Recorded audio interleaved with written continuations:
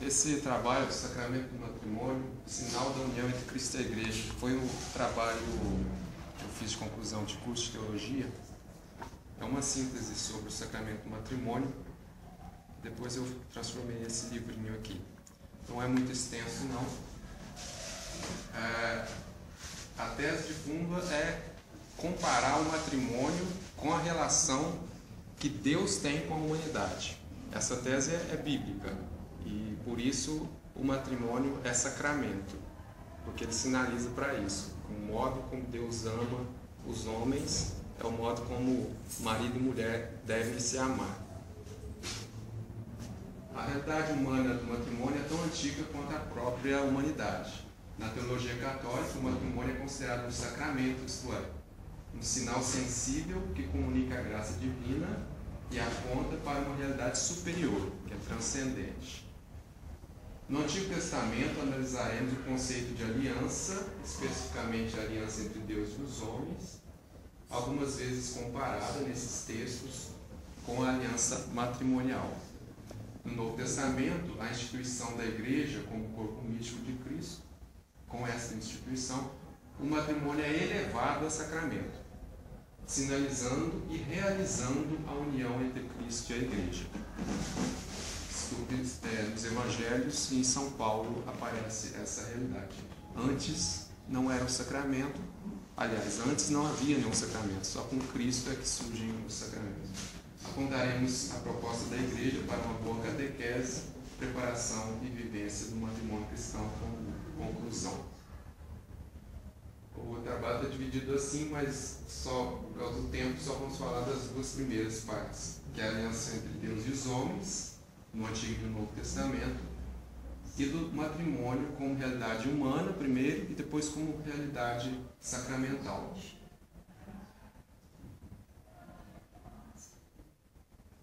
Aliança entre Deus e os homens. O termo aliança se refere ao ato de um indivíduo ou grupo aliar-se, fazer pacto, fazer um acordo um com o outro. Aparece pela primeira vez em Gênesis 6:18, falando da aliança com Noé. Parece como uma promessa: estabelecerei minha aliança contigo, Deus falando com Noé, e entrarás na arca. Essa aliança vai ser concretizada no capítulo 9, no episódio do dilúvio, né? Pós-dilúvio, mas não é aí que começa a aliança entre Deus e os homens. Deus só pode entrar em relação com os homens porque Ele os criou.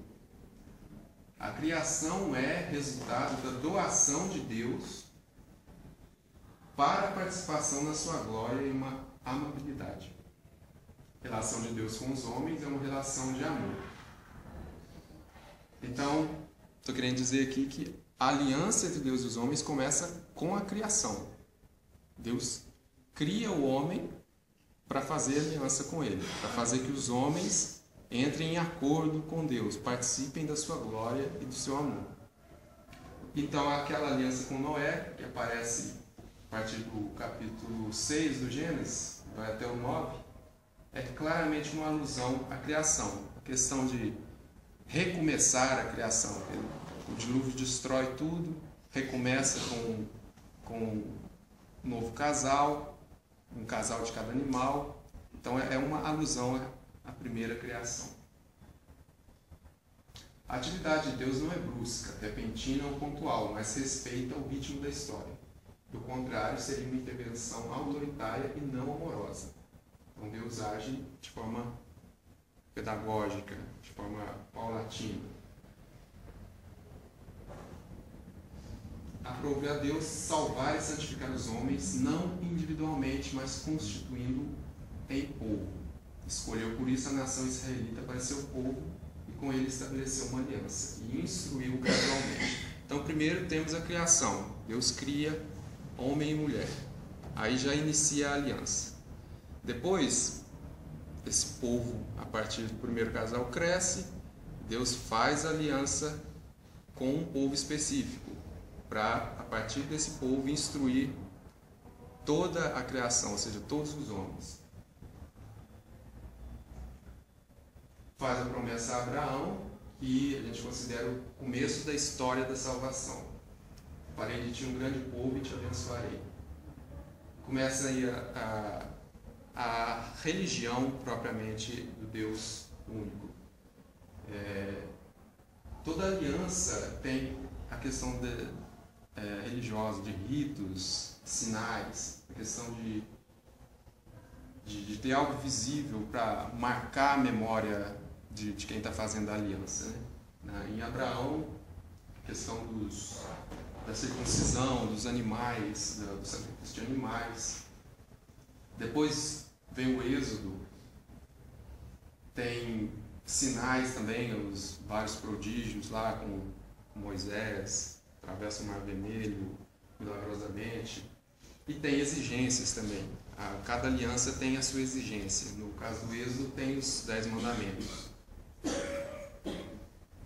E entre esses mandamentos tem o mandamento de exclusividade. Não terás outros deuses diante de mim.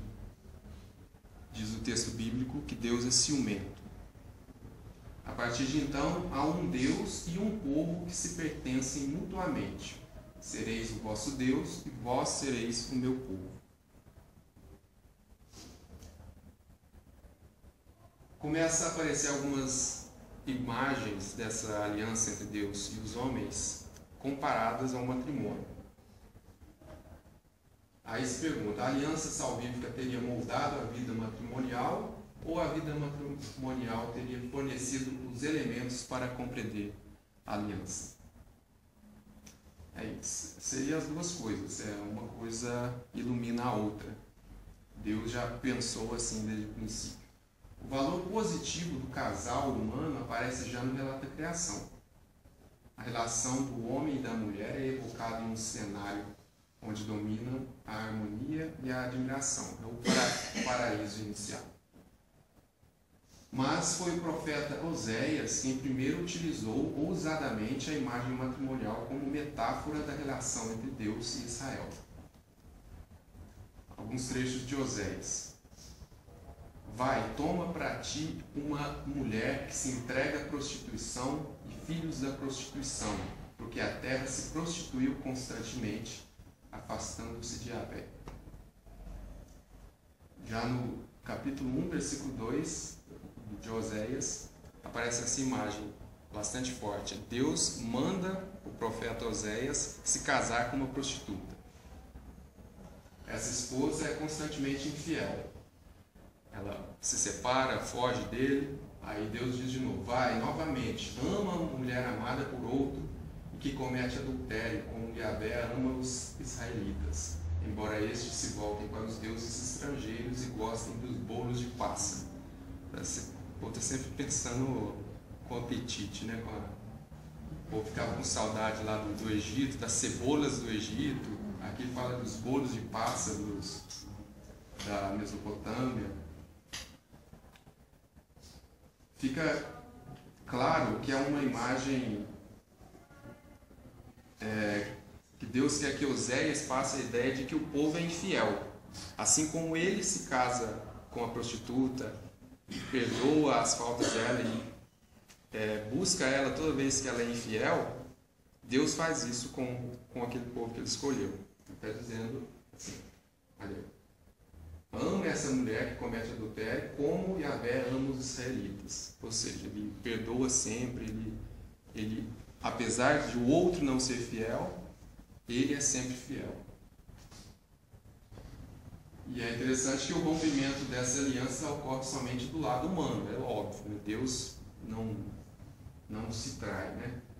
Oséias mostra-nos a dimensão do ágape, amor que perdoa, incondicional, no amor de Deus pelo homem, que supera largamente o aspecto da gratuidade.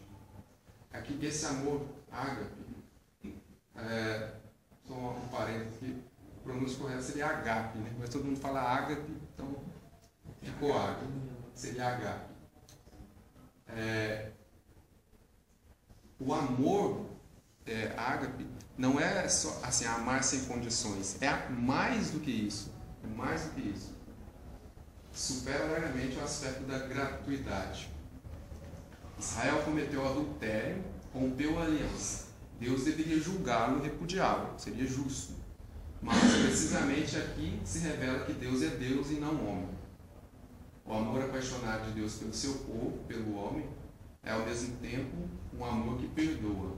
E é tão grande que chega a virar Deus contra si próprio e o seu amor contra a sua justiça.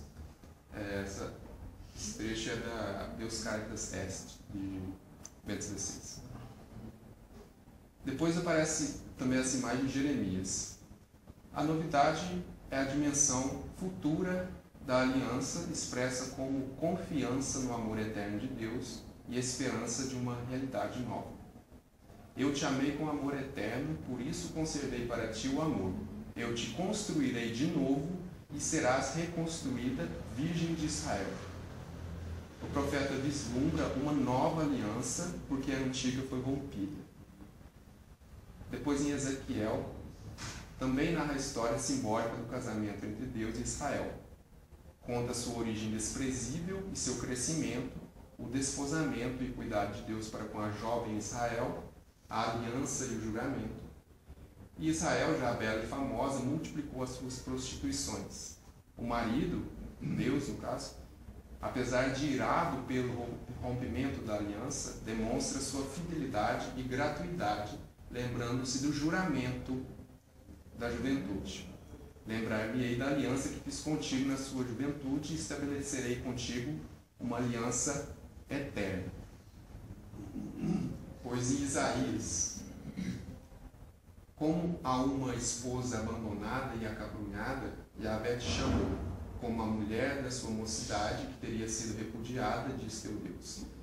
Por um pouco de tempo te abandonei, mas agora com grande compaixão te unirei a mim. Em momento de cólera, escondi de ti o rosto, mas logo me compadeci de ti, levado por amor eterno. E temos na literatura sapiencial o livro dos Cânticos, que é um livro assim, que se você ler, você fica talvez por entender por que esse livro está no meio da Bíblia, assim, porque ele mal fala de Deus, pouco fala de Deus.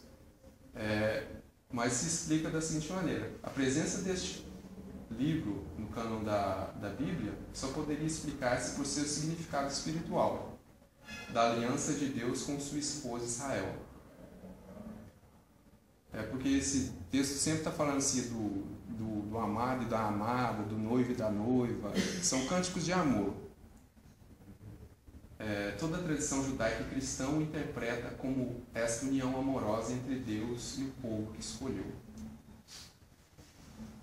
Agora, a nova aliança em Jesus Cristo. No Novo Testamento, essa relação, que era de metáfora no Antigo Testamento, passa a ser realidade, passa a plena união. A verdadeira novidade do Novo Testamento não reside em novas ideias, mas na própria figura de Cristo que dá carne e sangue aos conceitos. Um incrível realismo. Primeiramente pelo próprio fato da encarnação. Era Deus e o povo. Deus amava seu povo. Falava que se unia aquele povo. Mas em Jesus Cristo, essa união se efetiva. É Deus e homem em um só corpo. É Deus e homem em Jesus Cristo. O objetivo da criação, a participação na glória divina, se dá de modo totalmente inesperado, manifestando o amor de Deus. É Ele quem se une ao homem, se rebaixando, não o homem que se eleva em primeiro lugar. É o mistério da encarnação. E tem uma manifestação extrema, que é a morte de Cristo. Ele ama até a morte, o mistério da cruz. E vai além. A manifestação do amor de Deus não para na morte. O que parecia ser o limite é por ele ultrapassado. Pois assim como todos morrem em Adão, em Cristo todos receberão a vida. Então há uma superação da velha humanidade que rompeu a aliança e há uma nova lei. Dou-vos um mandamento novo, que vos ameis uns aos outros. Como eu vos amei, amai-vos também uns aos outros. Como que era o mandamento antigo? Amar ao próximo como a si próprio. Jesus dá uma nova interpretação. Como eu vos amei, amai-vos também uns aos outros. E como ele amou, São João diz que é até o fim.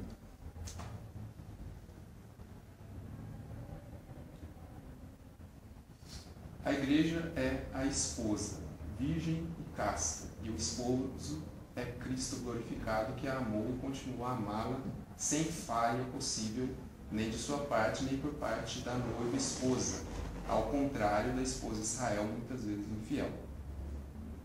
A nova relação entre Deus e os homens é de união corporal, segundo São Paulo. Nós somos muitos e formamos um só corpo em Cristo. Cristo é a cabeça da igreja, que é o seu corpo. Conforme muitos padres, a igreja, esposa de Cristo, teve origem quando o lado de Jesus adormecido, morto sobre a cruz, foi transpassado pela lança, deixando jorrar sangue e água. E esse episódio, segundo os Santos Padres, está em conexão com a cena do Gênesis, que narra a procedência de Eva a partir do lado de Adão. Então, no Gênesis, Deus tira a mulher do lado de Adão. No Novo Testamento, a igreja nasce do lado aberto de Cristo na cruz. A imagem da igreja como esposa, baseada no Antigo Testamento, como foi visto, foi utilizada no Novo Testamento por Paulo, principalmente na carta aos Efésios, comparando o casamento humano entre homem e mulher à união entre Cristo e a igreja, de modo que a compreensão de ambas as realidades são iluminadas. Esse é o trecho principal do Novo Testamento que faz essa comparação. Efésios 5. Um trechinho.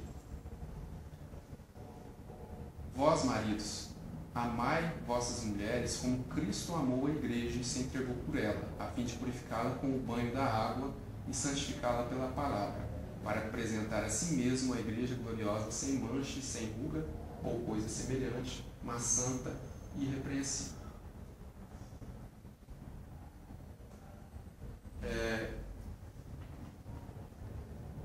Esse texto de Efésios,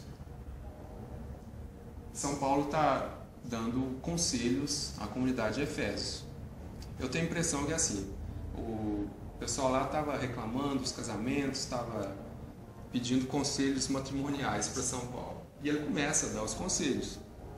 Mas o São Paulo está com a cabeça em outro lugar. Ele está falando de matrimônio, mas ele está com a cabeça na teologia de Cristo e a igreja. Aí ele vai dando os conselhos. Assim também os maridos devem amar suas próprias mulheres, como a seus próprios corpos. Quem ama sua mulher, ama-se a si mesmo, pois ninguém jamais quis mal à sua própria carne. Antes, alimenta e dela cuida, como também faz Cristo com a igreja, porque somos membros do seu corpo. E no fim desse trecho, ele dá os conselhos todos, mas ele fala assim no final: é grande esse mistério, refiro-me à relação entre Cristo e sua igreja. Isso me dá essa impressão de que São Paulo estava dando os conselhos, mas ele estava com a cabeça na teologia de Cristo e a igreja. Sabe? Mistério aqui significa que é muito importante e que tem um significado mais profundo. Para São Paulo, nesse contexto, o grande mistério revelado de maneira velada em Gênesis 2 é, bastante concretamente, uma só carne, o elo vivo de unidade e afeição entre Cristo e sua esposa, a igreja. Bem, esse foi o conceito de aliança, o conceito de amor entre Deus e os homens, que chega em Jesus Cristo à realidade plena, de a união entre Deus e os homens, pelo mistério da encarnação, e a união mística entre nós e Deus através do mistério da igreja. Agora, vamos falar do matrimônio especificamente. Como ele passa de uma realidade natural, né, que a união entre homem e mulher é uma coisa natural da criação, até dos animais, macho e fêmea, como passa disso para o sacramento. Matrimônio. Alguém sabe o significado etimológico de matrimônio? De mater, É de mãe. demônio, medron. Concílio.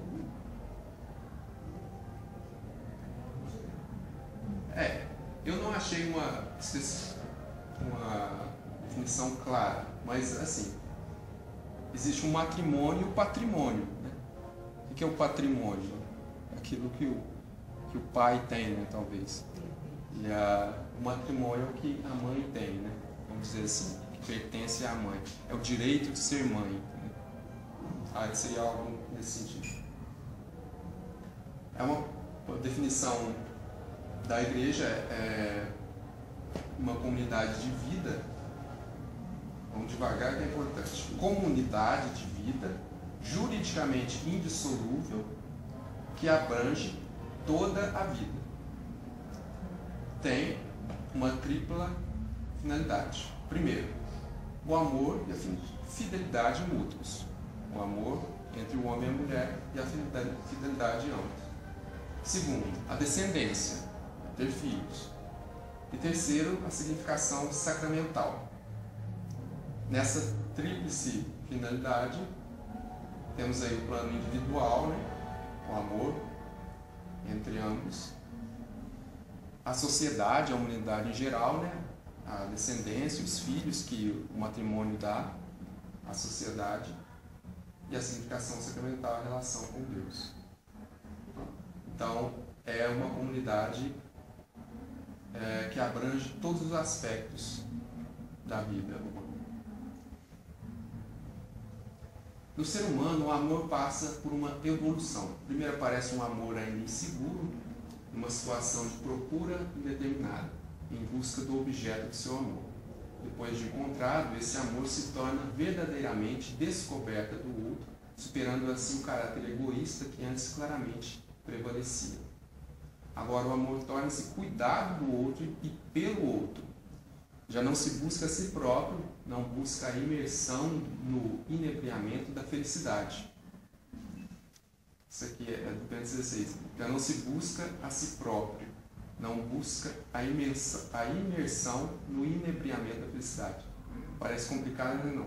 No casamento não se busca a felicidade. É isso que eu estou dizendo aqui. Não se busca a felicidade no casamento. Procura, ao invés, o bem do amado. Torna-se renúncia, está disposto ao sacrifício e antes o procura. O ser humano se aproxima do modelo divino, tendendo cada vez mais a se aperfeiçoar, a buscar seu caráter definitivo. Definitivo em dois sentidos, no sentido da exclusividade, apenas uma pessoa, e no sentido de ser para sempre. Então, é amar uma única pessoa e para sempre. Deste modo, o matrimônio sobressai como um arquétipo de amor por excelência. É um sacramento ordenado à salvação de outra pessoa. Tem uma divisão clássica nos sacramentos: os sacramentos de iniciação, sacramentos de cura e sacramentos de serviço, que é do serviço ao outro. São dois sacramentos de serviço: o matrimônio e a ordem, que é o sacramento que você recebe para servir ao outro, não é para si próprio. O amor no matrimônio deve ser total, é único, exclusivo e indissolúvel. Envolve o ser humano inteiro em todos os níveis, dos corpos, dos caracteres, dos corações, das inteligências, das vontades, das almas. A união corporal contribui para a união das pessoas como meio de exprimir a doação permanente e mútua da própria pessoa ao outro cônjuge. É a culminação da doação entre os cônjuges, que no direito canônico é chamado consumação, é um elemento necessário.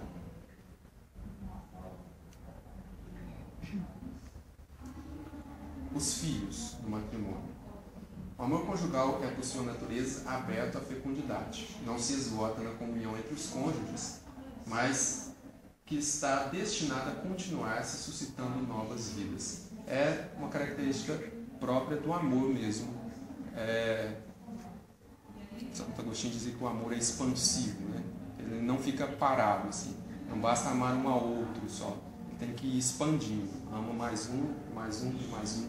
Esse, na questão do matrimônio, fica muito claro que é em relação aos filhos. A família assim constituída se torna reflexo da Trindade, onde o amor não fica restrito a duas pessoas, mas se abre a outros.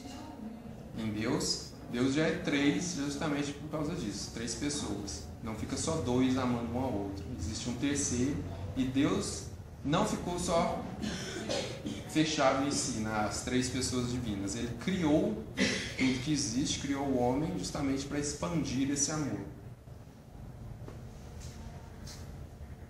A família é chamada igreja doméstica, é o lugar da primeira experiência do amor.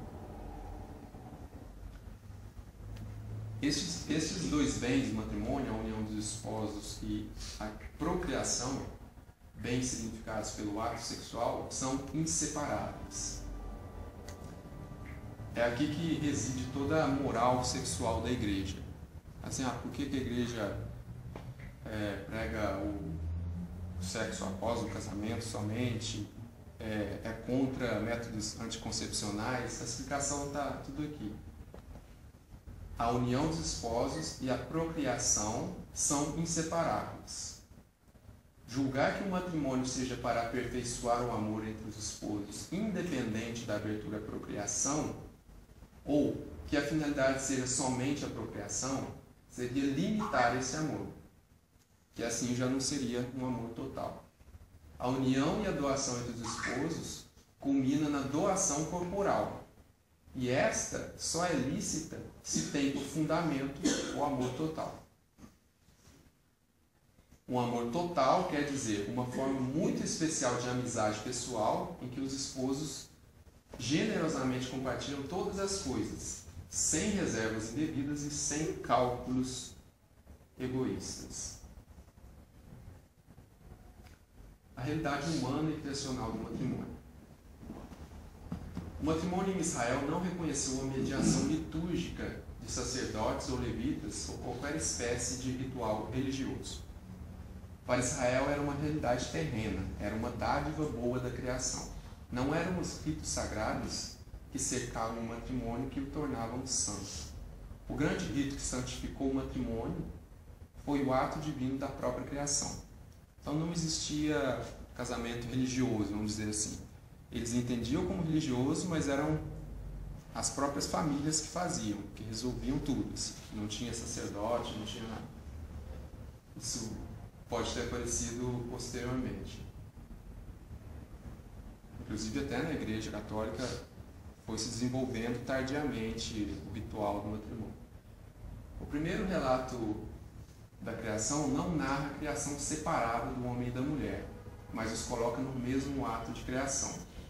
Aqui vocês sabem que existem dois relatos da criação, Gênesis 1 e Gênesis 2. São relatos diferentes que contando a mesma coisa de maneiras um pouquinho diferentes. No primeiro relato, Gênesis 1, Deus diz: façamos o homem à nossa imagem, como nossa semelhança, e que eles dominem. Então aí já se deduz que já criou os dois ao mesmo tempo. Deus criou o homem à sua imagem, a imagem de Deus ele o criou, homem e mulher ele os criou. Depois segue uma bênção e a avaliação. Deus viu que tudo o que tinha feito era muito bom. Agora essa questão de Deus ter criado homem e mulher. Parece haver um motivo para a pessoa só existir como homem ou como mulher. A bissexualidade do homem, aqui em parênteses, esse termo hoje em dia é entendido em outro sentido, mas aqui é falando que existe o masculino e o feminino, a bissexualidade. A bissexualidade do homem, considerando-se a peculiaridade da personalidade humana e os fatos biológicos comuns, suscita perguntas que não se podem resolver a partir da tarefa procriativa. Por exemplo, porque há seres que se reproduzem de maneiras diferentes, que não precisa de macho e fêmea. Deus poderia ter criado a humanidade assexuada. No mundo criado, o amor é uma tarefa tipicamente humana, por ter sido criado à imagem e semelhança de Deus, que é amor e que criou para externar o seu amor. Então o amor tem necessidade do outro. Está aí uma razão porque, sendo dois diferentes, homem e mulher, há aí um aspecto do amor que tem necessidade de outro para se manifestar melhor. No segundo relato da criação, Deus disse: não é bom que o homem esteja só, vou fazer um auxiliar que lhe corresponda. Esta auxiliar foi modelada a partir da costela do homem, isto é, da mesma natureza, porque dos outros seres nada lhe correspondia.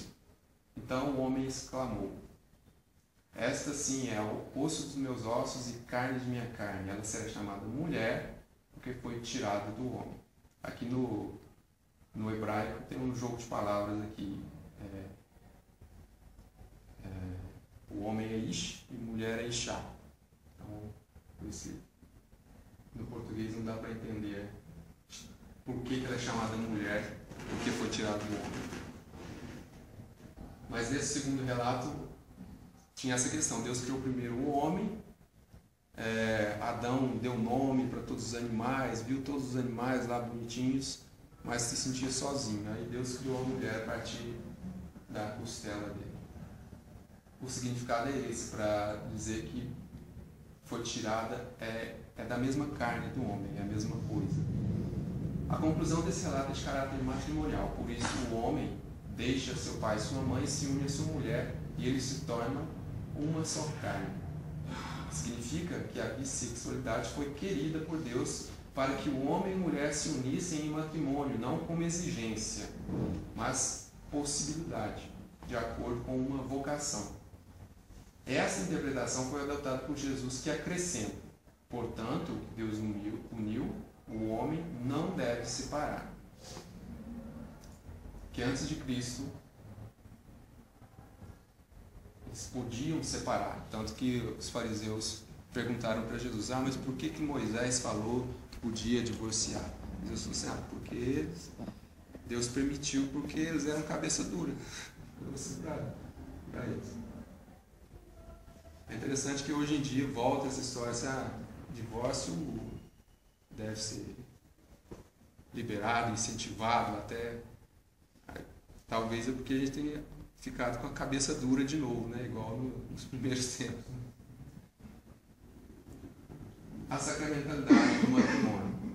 Os sacramentos são sinais eficazes da graça, instituídos por Cristo, confiados à Igreja, por meio dos quais nos é dispensada a vida divina. Todos os sacramentos derivam da sacramentalidade de Cristo e da Igreja, isto é, do caráter do sinal e atuação de Cristo como imagem e mediador de Deus Pai, e da Igreja como sinal e corpo de Cristo, sua atuação na história. Isso aqui. Cristo é um sacramento de Deus Pai. Deus Pai era escondido, ninguém nunca tinha visto. Então, Deus se manifesta na pessoa de Jesus Cristo, se torna visível, se torna sacramento, sinal visível. Depois Cristo ressuscita, ascende aos céus, ninguém mais o vê, mas ele deixa um sinal também da sua presença, que é a Igreja, o corpo de Cristo, sua atuação na história. Então a Igreja é sacramento de Cristo e Cristo é sacramento do Pai. A Igreja é como sacramento, ou sinal, instrumento da íntima união com Deus e da unidade de todo o gênero humano. Por tudo isso, entre aqueles que pelo batismo são inseridos na vida sacramental, palavras do Código de Direito Canônico, não pode haver contrato matrimonial válido que não seja, por isso mesmo, um sacramento.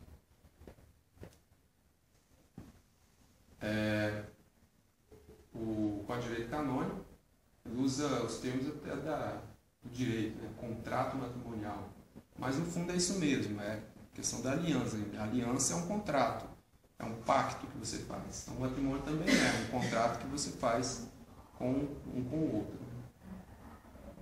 Entre os batizados, entre os cristãos, toda união matrimonial válida é sacramento. Ao contrário do Antigo Testamento, em que o matrimônio foi usado como símbolo ou metáfora da aliança, traça-se em Efésios 5 um paralelo entre a relação Cristo e a Igreja e esposo e esposa, de tal maneira que a realização matrimonial terrena é caracterizada como cópia e imagem da relação Cristo e Igreja. A relação entre Cristo e a Igreja não é somente um modelo a ser seguido pelos esposos, mas é a sua realização atual por meio do sacramento do matrimônio. No matrimônio terreno, a relação de Cristo com a Igreja se verifica em essência. Em Efésios, o marido como cabeça da mulher, o marido é cabeça da mulher como Cristo é cabeça da Igreja. Palavras de São Paulo: as mulheres sejam submissas a seus maridos como ao Senhor, porque o homem é a cabeça da mulher, como Cristo é a cabeça da Igreja e Salvador do corpo. Os membros da Igreja são todos um mesmo organismo, unidos em Cristo, a cabeça, de modo que há uma interdependência entre membros e cabeça. A origem de todo o homem é Cristo. A cabeça da mulher é o homem e a cabeça de Cristo é Deus.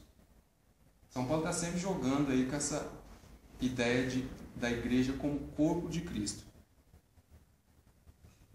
A questão tratada do uso de cabelos longos e véu refere-se à honra prestada. Isso aparece em 1 Coríntios. É a mesma coisa. O pessoal lá de Corinto está pedindo um conselho matrimonial a São Paulo, ele dá os conselhos, mas sempre está remetendo à teologia sobre a igreja. Então eles perguntaram lá se tinha que usar véu, se tinha que usar cabelo longo. Aí São Paulo afirma: sim, use véu, use cabelo longo, porque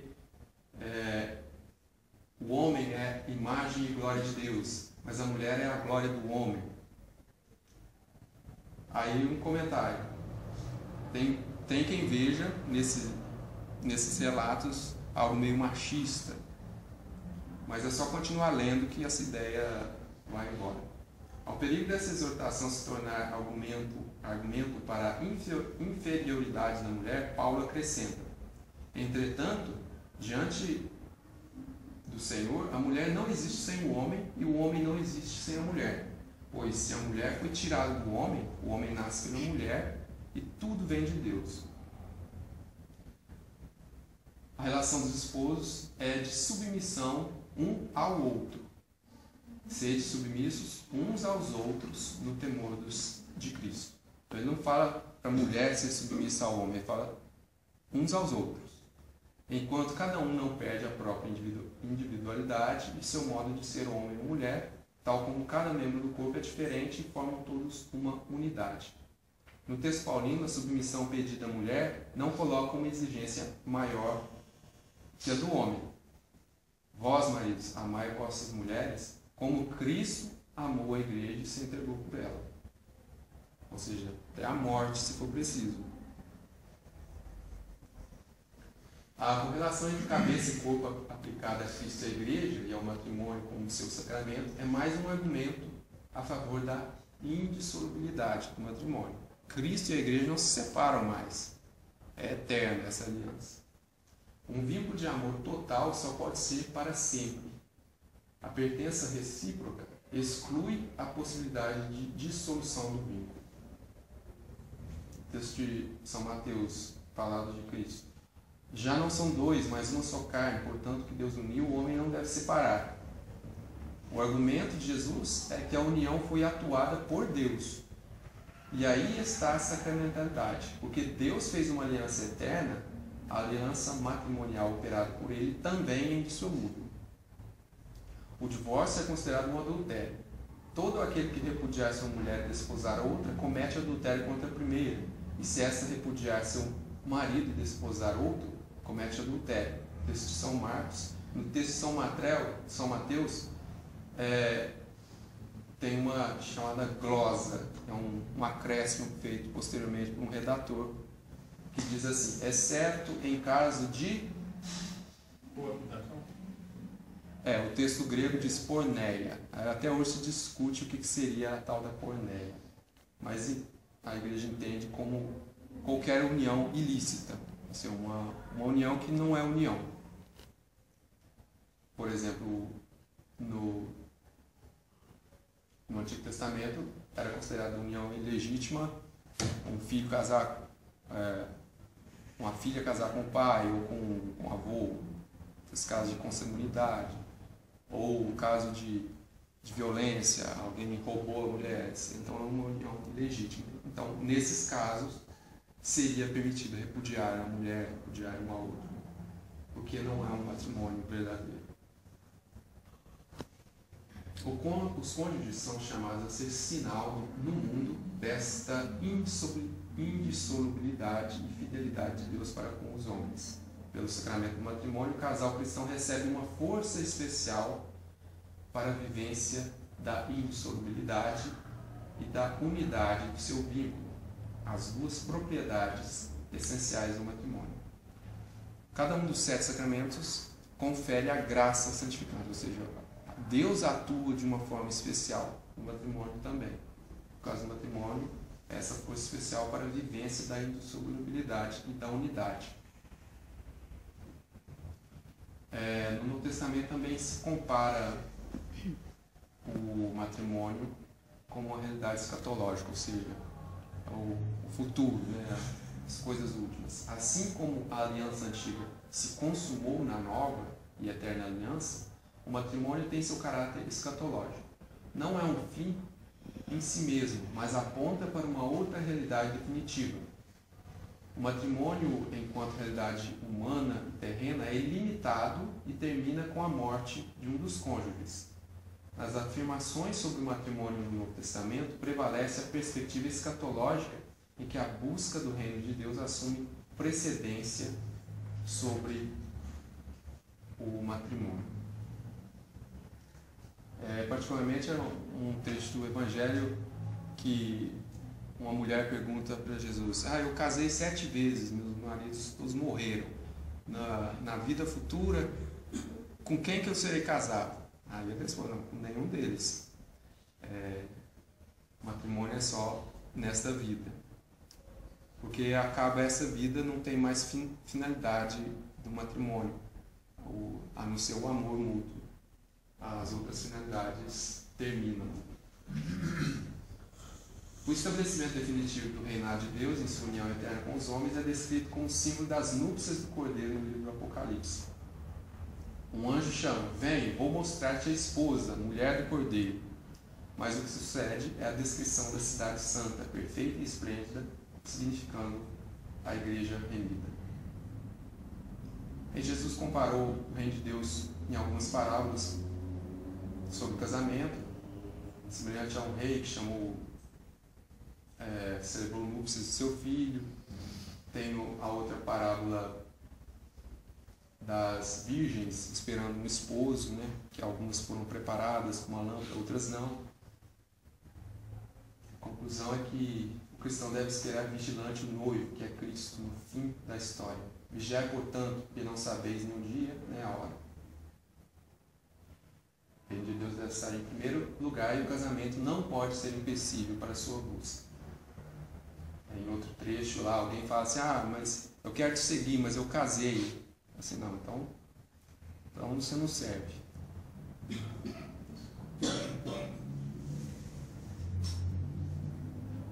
Nesse sentido também a opção pelo celibato sinaliza para a vida futura. Jesus fala assim, os discípulos perguntam para ele assim: nós que deixamos esposa para te seguir, o que receberemos? Aí ele explica que receberão muito mais.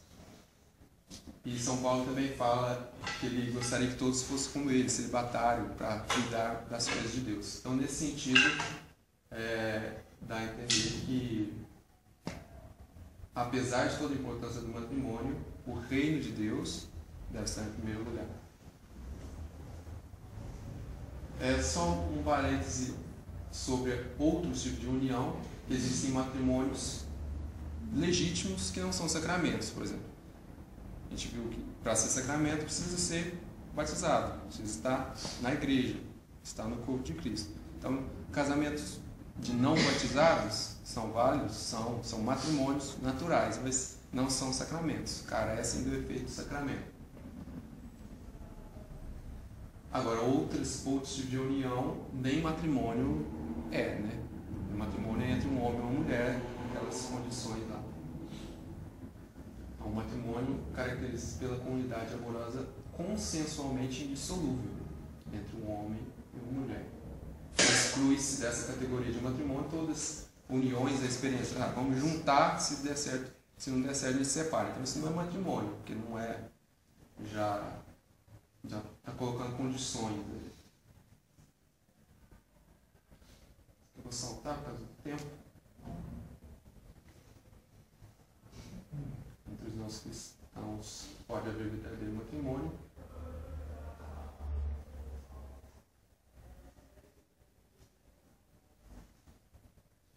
Bem, vou concluindo aqui com algumas questões pastorais. A proposta de preparação para o matrimônio, o Pontifício Conselho para a Família, é articulada em 3 etapas. Aliás, como toda a catequese da Igreja, seria para ser em 3 etapas. Preparação remota, da infância à adolescência. Preparação próxima, no caso do matrimônio, seria um namoro, um noivado. E uma preparação imediata, que seria aquela preparação litúrgica, espiritual e de síntese próxima ao matrimônio. Então, você sabe que hoje só faz um tipo de preparação. Faz lá um cursinho de 1 dia, 2 dias, e diz que está preparado para o matrimônio. As mais importantes, porém mais negligenciadas, são as preparações remota e próxima. Ou seja, aquela preparação desde a infância, desde a adolescência, desde o namoro. Mais importante por um dado bastante concreto. A preparação imediata, que seria aquele cursinho, acontece já durante o noivado, isto é, o casal já se prometeu em matrimônio. Qualquer engano ou impedimento ao matrimônio dificilmente será retirado, ocultando-se graves problemas em vista da concepção do prometido. Casarão a qualquer custo, mesmo sob mentiras e ocultações. Isso acontece demais. Assim. Eles vão lá, quer casar na igreja, vai lá fazer o cursinho, aí descobre lá que inclusive se pergunta no rito do matrimônio, assim, vocês aceitam os filhos que Deus preparar para vocês? Assim, não, mas a gente não quer ter filho, a gente quer casar sem filhos. Aí eles, sabendo que não podem, no dia vão dizer sim. Então está mentindo aí no juramento um ao outro. Então já é assim, o matrimônio pode ser inválido. Então por isso seria necessário uma preparação mais remota. A prática celebrativa e a vivência do matrimônio nem sempre se apresenta como desejado e proposto por Cristo e pela Igreja.